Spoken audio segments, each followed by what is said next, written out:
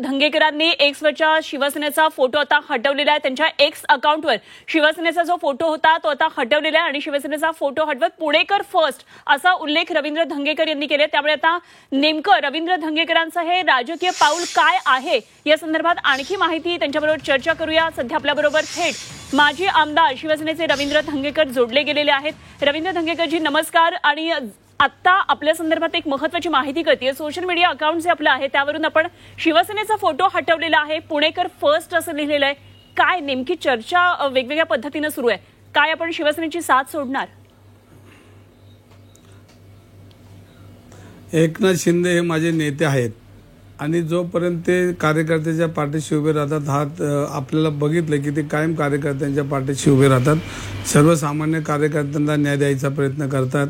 मी कुठलेही असं हटवलेलं का नाही आणि मी शिवसेनेचंच काम करणार आहे। एकनाथ शिंदे सारखा दिलदार माणूस या महाराष्ट्राचे मुख्यमंत्री झालेत, सर्वसामान्याला न्याय देतात आणि मी त्यांच्या पक्षात आहे, त्यांचं नेतृत्व मी मानलेलं आहे आणि ते माझे नेते आहेत। बरं, गेल्या काही दिवसांमध्ये आपण अक्षरशः पुण्यातलं राजकीय वातावरण रान पेटवून दिलेलं आहे। खरं तर दिवाळीमध्ये लवंग्या फटाके नव्हे तर मोठमोठे आरोपांचे बॉम्ब आपण टाकलेले आहेत। मुरलीधर मोहोळ जे सध्या केंद्रीय राज्यमंत्री आहेत त्यांच्या विरोधात आपण अनेक आरोप करता आहात, त्याला काही ठिकाणून समर्थन सुद्धा मिळतं आहे। काय या संदर्भात आपलं एकनाथ शिंदेंबरोबर बोलणं झालं आहे का? ह्याच्यामध्ये मी शिवसेना प्रमुखांच्या विचाराच्या त्यांच्या मुठीत तयार झालेले आमचे नेते एकनाथ शिंदे आणि शिवसेना प्रमुख काय म्हणायचे, जर जनतेच्या आड सत्ता येत असेल तर सत्ता बाजूला ठेवा आणि जनतेसाठी रस्त्यावर या। आणि शिंदे साहेबच तसेच सत्ता हा ते काही चिकटून बसणार नाहीत। ज्या वेळेला या जनतेवर आणि याच्यावर जर अन्याय होत असेल आणि काय विकृती, भाजप नाही काय विकृती जर अन्याय करत असेल तर विकृतीच्या विरुद्ध लढणं हे शिवसैनिकाचं पहिलं कर्तव्य आणि ते पार पाडण्याचा प्रयत्न मी करतोय। अगदी तुम्ही करताय, मात्र एकनाथ शिंदेंबरोबर या संदर्भातलं काही बोलणं झालं का? त्यांचं काही सांगावं आलंय का? आपलं बोलणं झाल्यानंतर काही निरोप आहे का?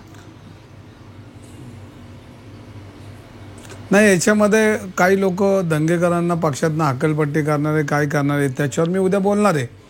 पण ही जी फेक लोक जी आज समाजात फिरतात आणि जी विकृतीच्या बाजूने पैशाने खरेदी केलेली लोक ही सगळी चर्चा घडून आणतात, त्याच्या विरोधात मी उद्या बोलणार आहे।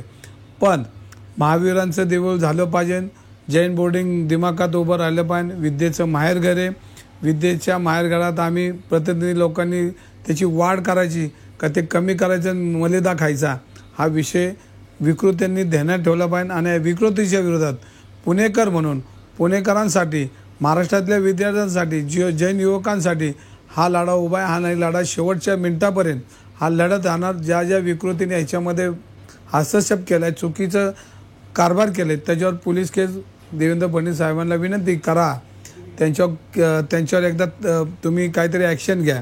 आणि जैन मंदिर, महावीरांचं मंदिर दिमागात उभं करण्यासाठी आणि जैन बोर्डिंग विद्यार्थी महाराष्ट्रातून आणि देशातून त्या ठिकाणी शिकण्यासाठी शासनाने विशेष अनुदान देऊन जैन मंदिर आणि जैन बोर्डिंग हे दिमागात उभं करावं।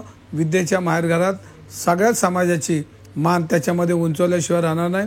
जैन समाज कधी सरकारपुढे हात पसरत नाही, कारण जैन समाज कायम सरकारला आणि जनतेला देत आला त्यांच्या कष्टातून।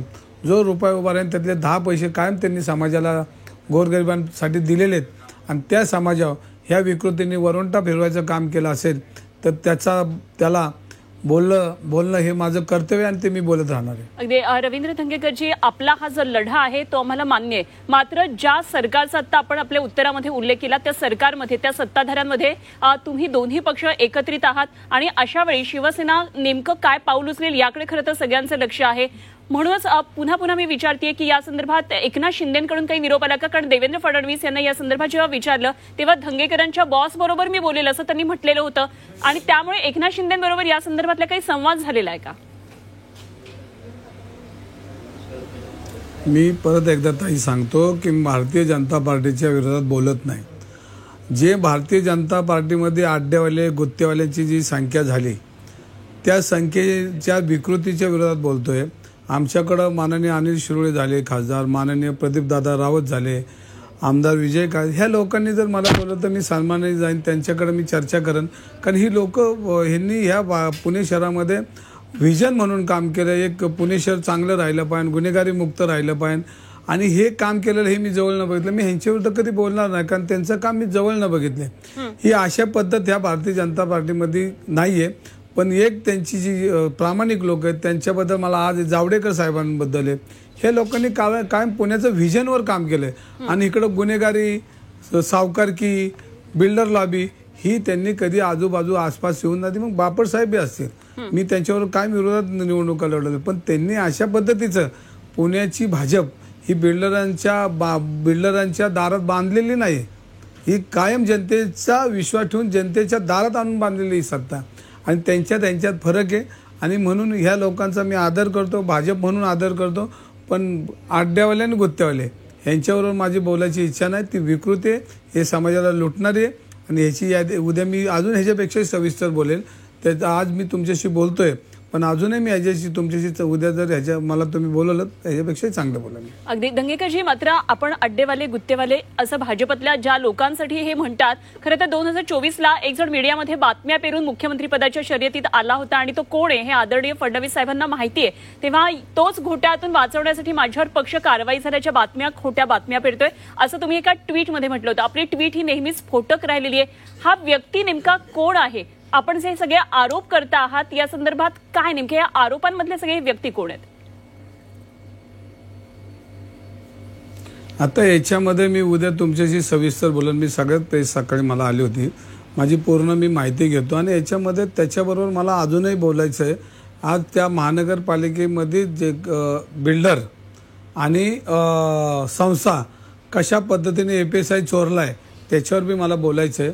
ते मी आणि हे ट्विटवर तुमच्याशी उद्या मी तुम्ही मला बोललो तर मी नक्कीच बोलेन. अगदी आम्ही निश्चित बोलू. मात्र धंगेकरजी, आपण खरं तर नेहमीच थेट बोलत असता, मात्र आपण जो सोशल मीडियावरचा फोटो हटवलेला आहे, तुम्ही शिंदेबरोबरचा फोटो बदललाय, का नेमकं हे काय याबाबत आपण उघड पडे? नाही बदललं नाही, काहीतरी गैरसमज पसरवतात. तुम्ही माझं पहिलं बघा ना आत्ताही बघा. मी शिवसेनेचा आहे, माझ्या ऑफिसवर शिवसेनेचा धनुष्यबाण आहे. मी शिंदेचं नेतृत्व मानलंय आणि त्यांनी मला जोपर्यंत त्यांनी एक सैनिक म्हणून मला जो आदर दिलाय तेवढा आदर मला कुठल्याही पक्षात दिलेला नाही.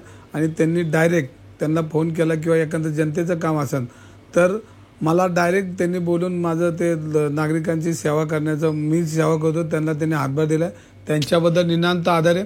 1000 लोकांमध्ये जरी कार्यकर्ता दिसला तर त्याच्या पाठीवर हात ठेवण्याचं काम त्यांनी आयुष्यभर केलं. त्यामुळे मान्य आहे, तुम्ही कौतुक करता आहात, तुम्ही शिंदे साहेबांचा प्रचंड आदर करताय. मात्र आपलं सोशल मीडिया ज्यामधून खरं तर तुम्ही नेहमी व्यक्त होत असता त्याचं हे आम्ही एका बाजूला प्रोफाईल दाखवतो आहात. सत्यमेव जयते काळ्या पाटीवर आपण लिहिलेलं आहे, पुणेकर फर्स्ट असं लिहिलेलं आहे. यापूर्वी या ठिकाणी धनुष्यबाण होतं, शिंदेबरोबरचा आपला फोटो होता, हा हटवलेला आता.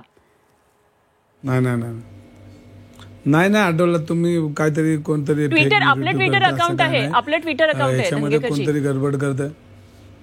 नाही माझ्या अकाउंटवरनं नाही असं नव्हतंच. पहिलं दाखवा ना आत्ताचं दाखवा, असं नव्हतंच कधीच नाही. कारण जोपर्यंत शिवसेना माझ्या बरोबर आहे तोपर्यंत लढत राहणार. आणि हा पुणेकरांचा लढा आहे, हा महावीरांचा लढा आहे, हा जैन समाजाचा लढा आहे.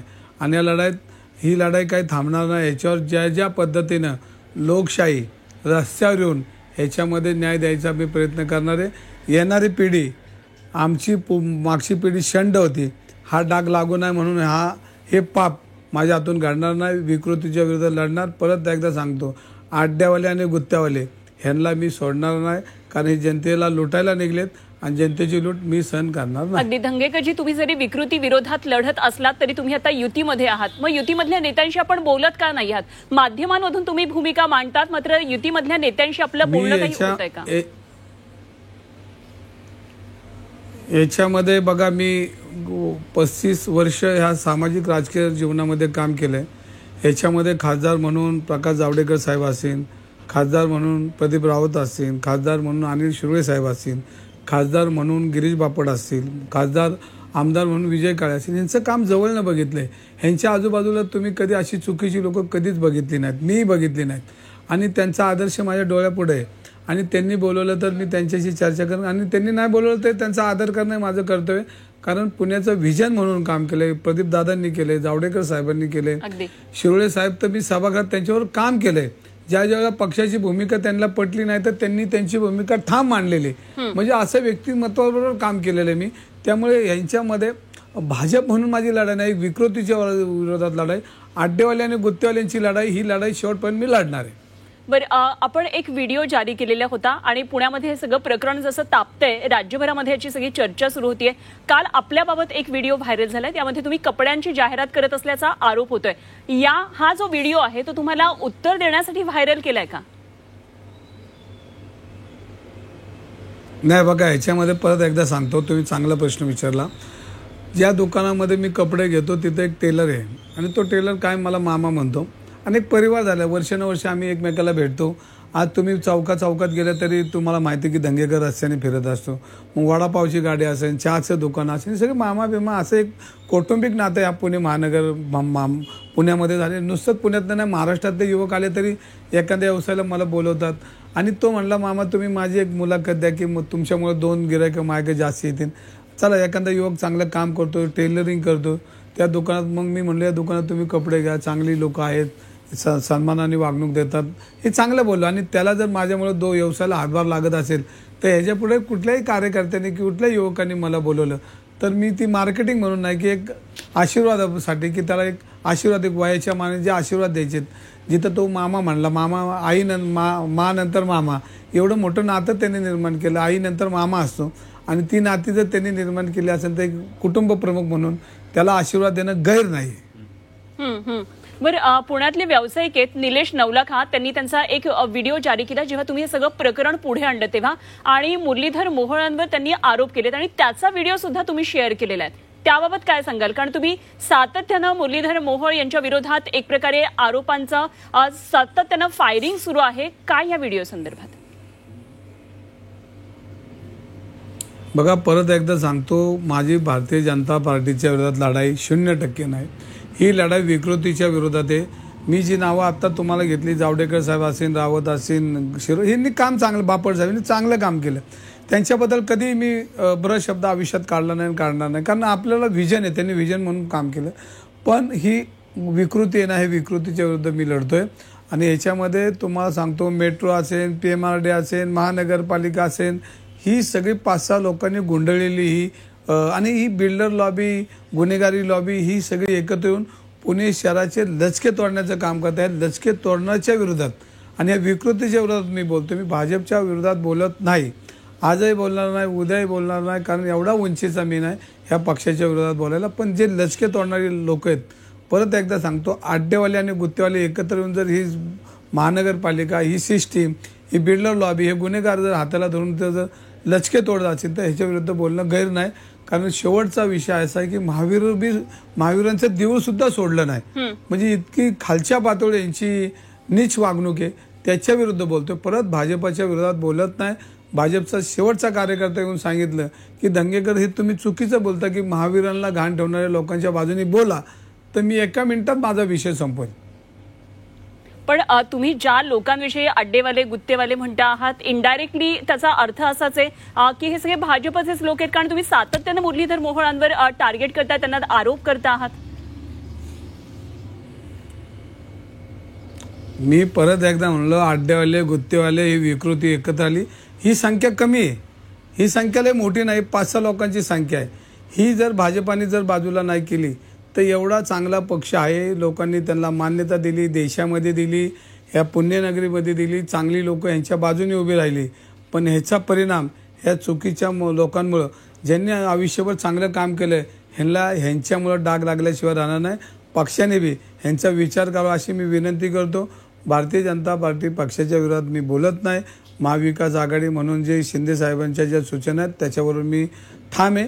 त्यांनी मी कधी भाजपच्या विरोधात बोलत नाही. त्यांच्या नेत्यांचा, ज्यांनी चांगले काम केले त्यांचा आदर बी करतो. असंच नाही फक्त अड्डेवाले आणि गुत्तेवाले जे एकत्र आलेत, मग त्यांच्याविरुद्ध जर बोललं नाही तर मग कार्यकर्ता म्हणून माझी नोंद भविष्यात चुकीची होईल. कार्यकर्ता म्हणून चुकीच्या लोकांना चूक बोललंच पाहिजे. अगदी कार्यकर्ता म्हणून ठीक, मात्र आता आपण लोकप्रतिनिधी आहात, आपण आमदार सुद्धा म्हणून मागच्या निवडून आलेला होतात. मात्र येणाऱ्या ज्या स्थानिक स्वराज्य संस्थांच्या निवडणुका आहेत, विशेषतः पुणे महापालिकेच्या निवडणुका आहेत, या सगळ्या दरम्यान या तुम्ही सध्या जी प्रकरणं बाहेर काढली आहेत, या सगळ्याचा परिणाम कुठेतरी युती किंवा एकंदरीतच राजकीय गणितांवर होणार नाही का?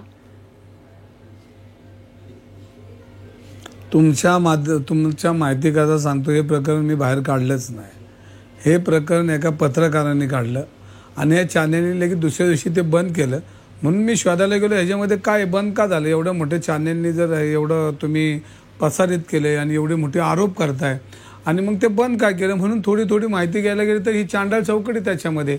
मग जर आपण नाही बोललो तर मग आपल्याला पुणेकर माफ करणार नाही. आणि ते बोलले पुण्याच्या हितासाठी बोललो, गुन्हेगारीच्या विरोधात बोललो, बिल्डर लॉबीच्या विरोधात बोललो, चुकीची कामं करतात ते जे प्रशासन हायजॅक करतं ह्याच्या विरोधात बोललो. ह्यात काय गैर नाही. बरं, तुमच्यावर कारवाई व्हावी असा भाजपमध्ये आता सूर आहे, तुमचा मित्रपक्ष आहे. काय मात्र ही कारवाई तुमच्यावर होईल असं तुम्हाला वाटतंय का? काय या संदर्भातलं तुमचं मत आहे? ह्याच्यामध्ये कोण बोलतंय ह्याच्यावर महत्त्वाचा मुद्दा आहे. माझ्यावर कारवाई करा असं म्हणणार आहे. त्यांनी त्यांची बाजू तपासली पाहिजे, त्यांची उंची तपासली पाहिजे.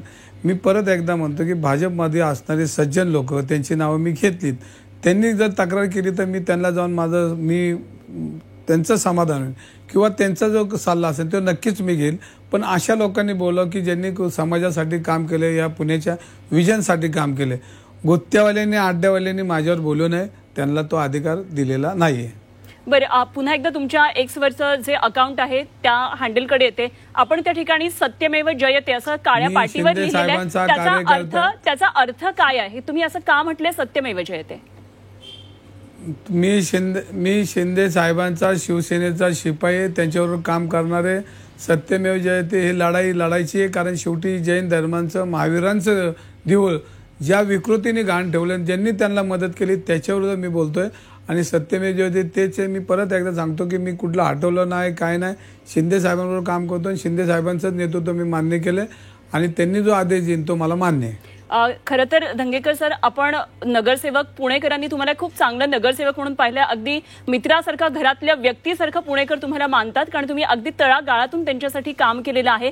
मात्र आता तुम्ही आमदार झाल्यानंतर सुद्धा आणि आता तुम्ही माजी आमदार आहात, मात्र आपण लोकप्रतिनिधी आहात. तेव्हा आता हा तुमचा लढा कुठपर्यंत सुरू असणार आहे? काय तुम्ही विश्वास द्याल पुणेकरांना?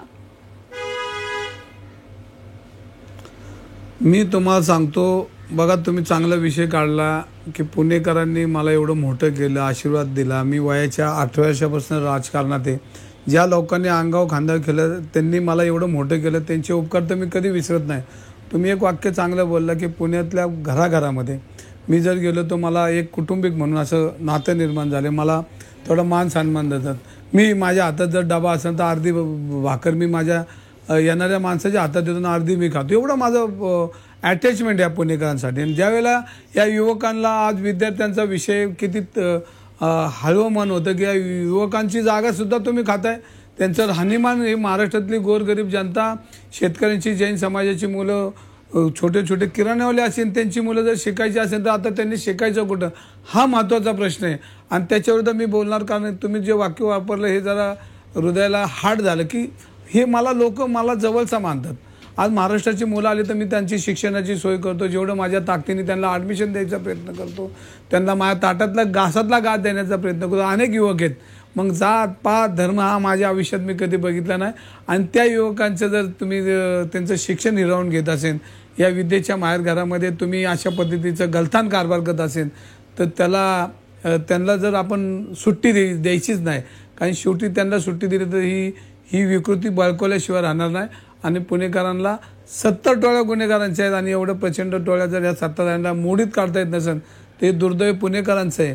आपण बघितलं असेल, कैलासवासी आदरणीय गोपीनाथ मुंडे गृहमंत्री होते. अख्खी मुंबई गुन्हेगारांकडून सपाट केली. आणि जर मुंबई जर आंतरराष्ट्रीय गुन्हेगार सपाट होत असतील तर इथले लोकल जी लोक आहेत, ह्या ज्या कंपन्या आहेत, ह्या नस्तेनाबूत होऊ शकतात का नाही हा विचार फक्त जनतेने, हा विचारणा शासनाला केली पाहिजे. मी तर करतोच आहे, पण ही सगळ्यांनीच केली पाहिजे. अगदी खरं तर धंगेकरजी आपण पाहिलेलं आहे. खरं तर इतकं आपण राजकारण पाहिलेलं जसं आता तुम्ही सांगितलं खूप मोठा खरं तर तुमचा हा राजकीय पट आहे. प्रश्न असा आहे की तुम्ही ज्या विकृततेविरोधात आता हा लढा उभा केलेला आहे. आपल्याला माहिती आहे की विकृततेला कधी कधी सत्ताधाऱ्यांचा सुद्धा वरदहस्त असतो. तर अशा वेळी तुमची लढाई यशस्वी होईल यामध्ये तुम्हाला विश्वास आहे का? मला बघा लढलं पाहिजे आणि बोललं पाहिजे. न्याय मिळेल नाही मिळेल सत्तेत जर ते माझं आंदोलन किंवा जे बोलतोय हे झाकून गेलं तर ही दुर्दैव माझं नाही, पुणेकरांचं, सगळ्यांचं, माझ्यासहित सगळ्यांचं दुर्दैव. जर तुम्ही विकृतीच्या विरुद्ध जर आवाज उठवला नाही तर तुम्हाला पुढची पिढी माफ करणार नाही. आणि शासनाला जर आरसा दाखवला, आपण जी वरती लोक असतात त्यांना काय सगळ्या गोष्टी माहीत नसतात, जो आरसा तुमच्या माध्यमातून दाखवला आरसा त्यांनी बघावा. आणि परत एकदा सांगतो, गुत्त्यावाले अड्ड्यावाले हे संस्कृती पुण्यातली मोडून काढा. बरं, तुम्ही आता म्हटलात की आपण या संदर्भात आता फडणवीस यांच्याकडे आरोपांबाबत भूमिका मांडणार का? तुम्ही शिंदेची भेट घेणार आहात का? यावर आपलं थेट उत्तर काय ते आम्हाला कळू देत.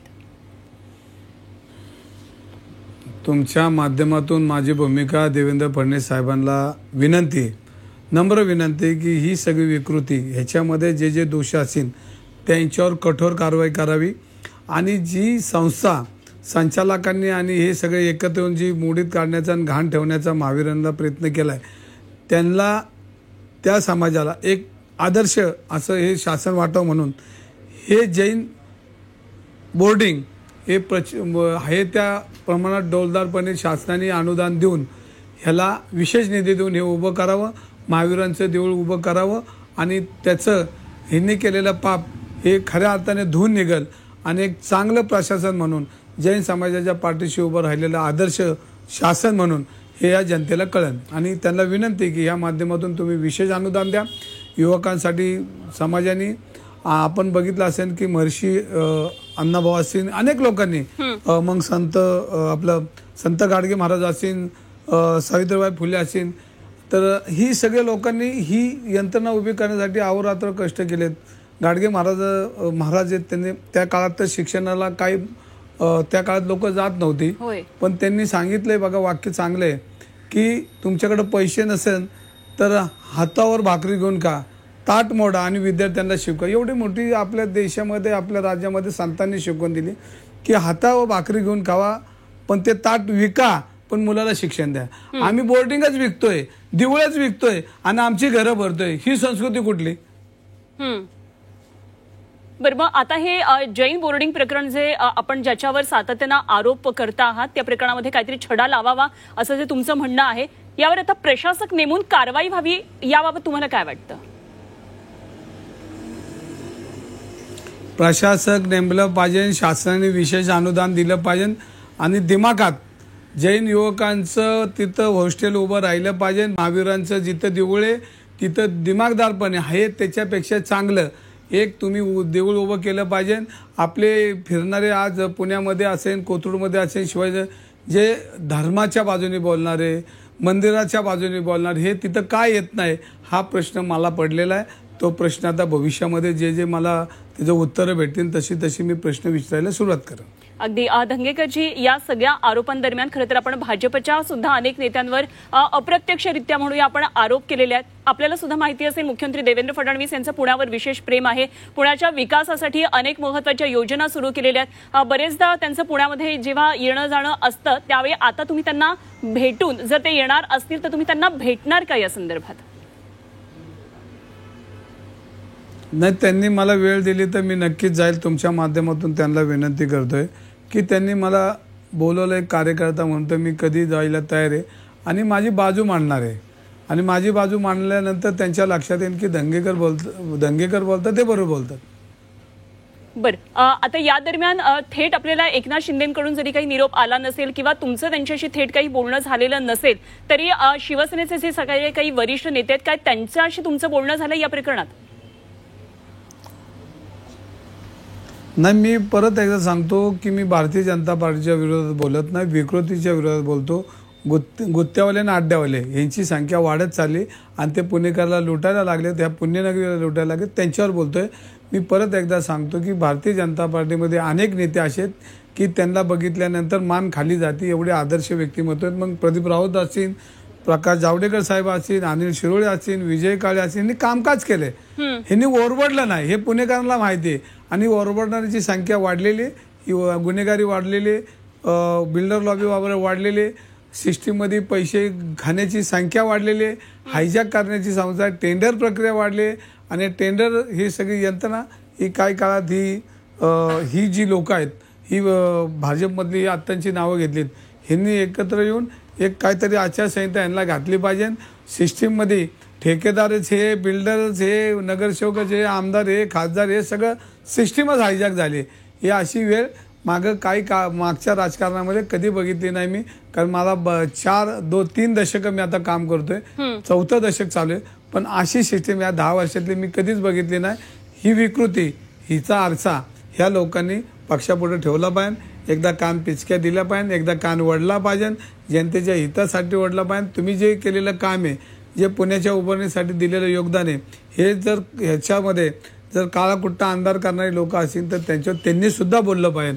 ही माझी प्रामाणिक विनंती आहे. अगदी आपल्यातला लोकप्रतिनिधी आज बोलला. केवळ राजकीय व्यक्ती नाही तर आपण पुणेकरांसाठी नेहमीच सातत्यानं काम केलं, तो लोकप्रतिनिधी आज आपल्या या बोलण्यातून जाणवतोय. धंगेकरजी, खरं तर महाराष्ट्राच्या राजकारणानं आणि पुण्याच्या राजकीय संस्कृतीनं देशाच्या राजकारणाला वेगळी दिशा देण्याचं नेहमीच काम केलेलं आहे. त्यामुळे आता तुम्ही काढलेले सगळं प्रकरण, तुम्ही ज्याचा सगळा मागोवा घेतात, सातत्यानं यामधून काहीतरी नवीन निघतं आहे, हे सगळं नेमकं महाराष्ट्राच्या राजकारणाला कुठे नेऊन ठेवतंय हे सुद्धा बघणं महत्त्वाचं ठरणार आहे. धन्यवाद. आपण झी 24 तास बरोबर हा संवाद साधलात त्याबद्दल. नमस्कार.